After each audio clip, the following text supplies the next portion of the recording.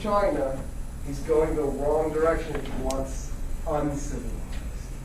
The further you go into China, the more civilized you're going to get. If he wants uncivilized, he needs to go that way. And so he does. Uncivilized means conquest opportunities.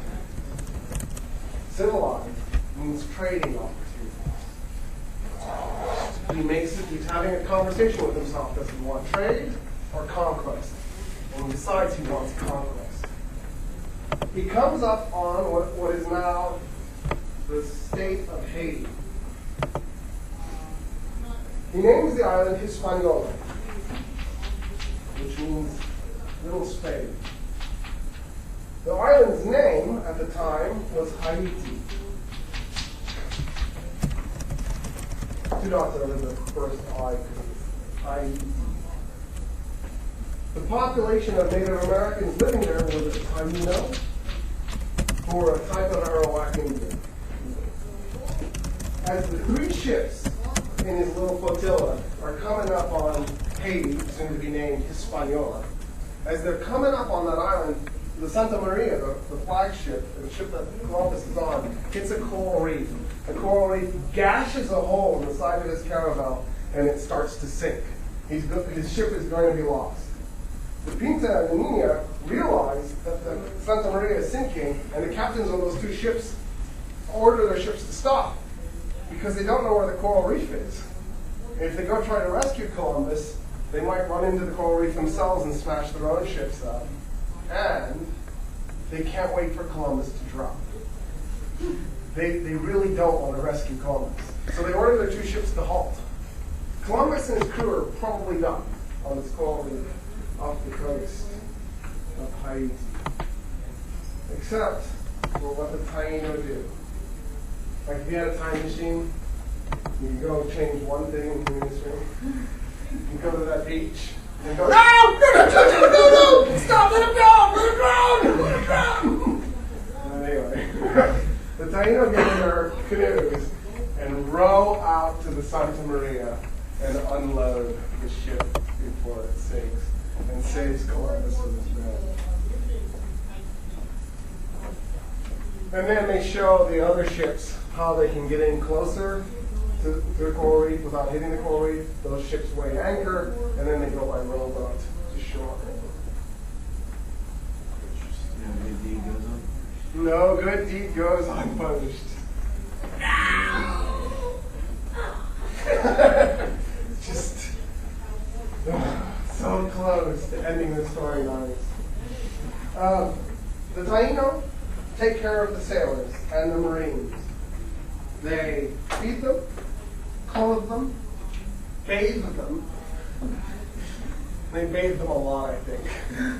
And even have sex with them, which is shocking.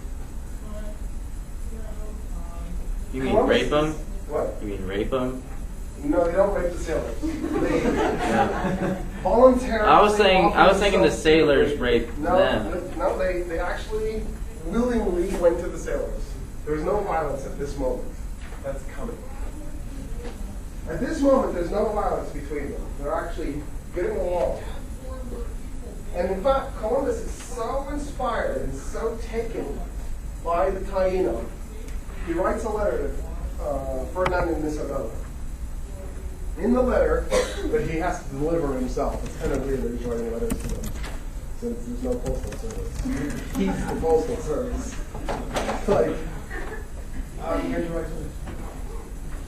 in the letter he writes, the Taino are the most hospitable, generous, kind, caring people I have ever come across.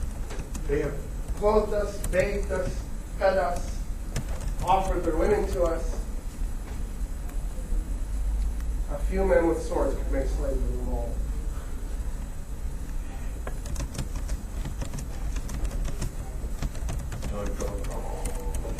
Cool.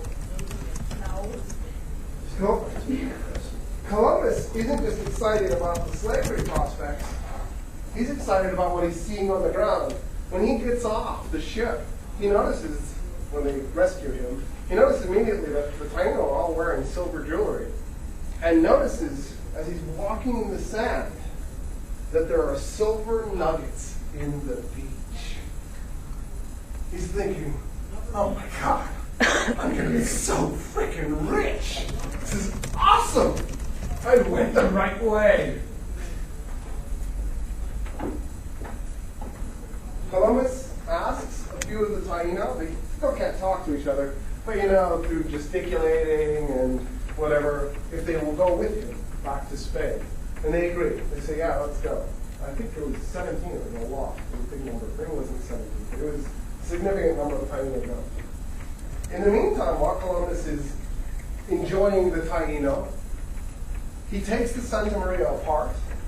They keep rolling out and taking pieces of it off the coral reef whenever the tide is low.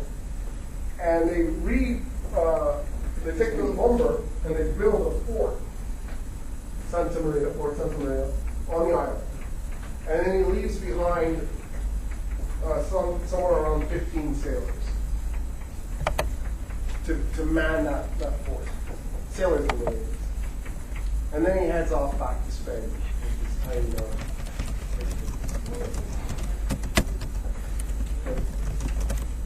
When he gets back to Spain, of course, he comes back glorious.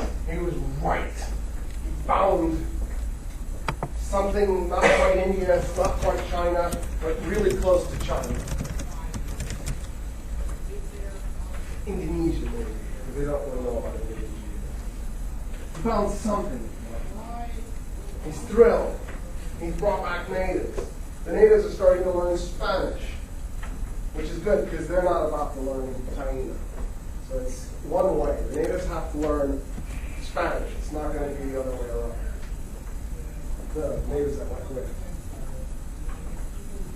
Isabella's thrilled.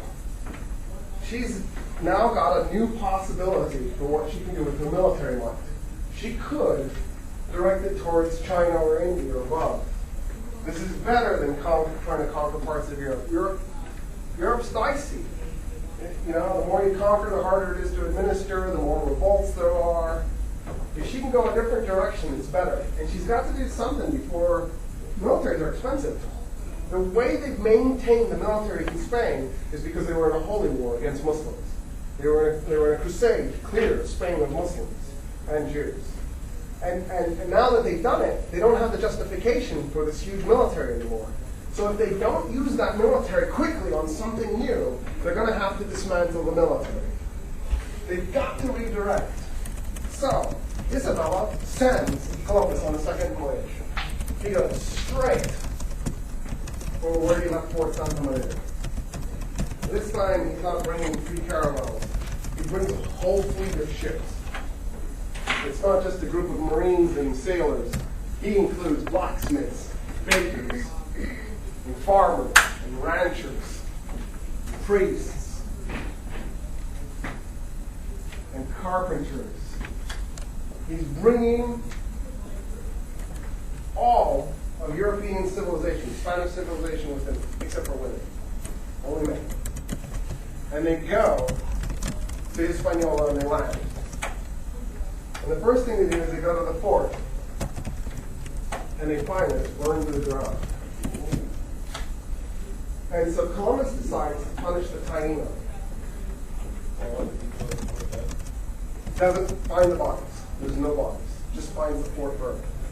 And he never finds the Spaniards. We don't know what happens to the guys he left behind. He orders his Marines to now go into the countryside and hunt down Taino. And they did this. And they began to butcher men, women, children. They just start slaughtering the Taino in the area.